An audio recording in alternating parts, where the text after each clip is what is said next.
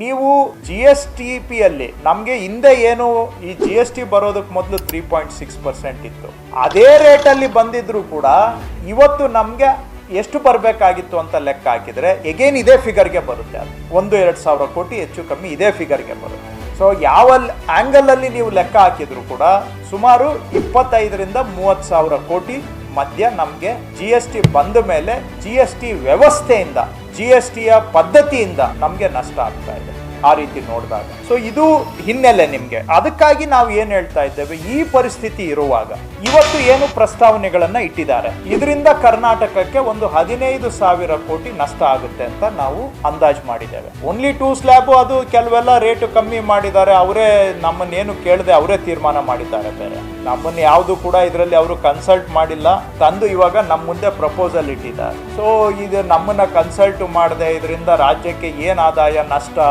ಯಾರಿಗೆ ಅನುಕೂಲ, ಯಾವುದೂ ಇಲ್ಲದೆ ಪ್ರಪೋಸಲ್ ತಂದಿಟ್ಟಿದ್ದಾರೆ. ನಮ್ಮ ಪ್ರಶ್ನೆ ಅವ್ರಿಗೆ ಇರುವಂತಹದ್ದು, ಯಾವುದೇ ರಾಜ್ಯ ಸರ್ಕಾರ ಸ್ವಾಯತ್ತ ಆಡಳಿತವನ್ನ ಹೇಗೆ ನಡೆಸಲಿಕ್ಕೆ ಸಾಧ್ಯ? ಆದಾಯ ಇಲ್ಲದೆ ಯಾವ ಸರ್ಕಾರನೂ ಕೆಲಸ ಮಾಡ್ಲಿಕ್ಕೆ ಆಗೋದಿಲ್ಲ. ಆದಾಯ ಇಲ್ಲದೆ ಸರ್ಕಾರ ಕೆಲಸ ಮಾಡುತ್ತೆ ಅಂದ್ರೆ ಆಟಕ್ಕೆ ಉಂಟು ಲೆಕ್ಕಕ್ಕಿಲ್ಲ ಅನ್ನುವಂತ ಪರಿಸ್ಥಿತಿ ಆಗುತ್ತೆ.